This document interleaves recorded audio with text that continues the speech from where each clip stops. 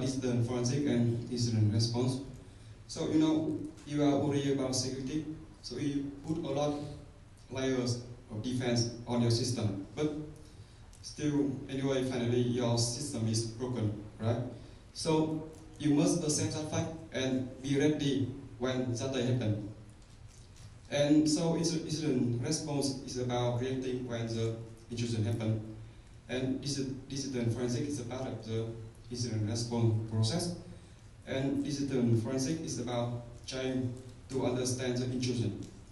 And you might try to fix or recover the compromised system if possible after that. Okay, so to do forensic and incident response, you need tools.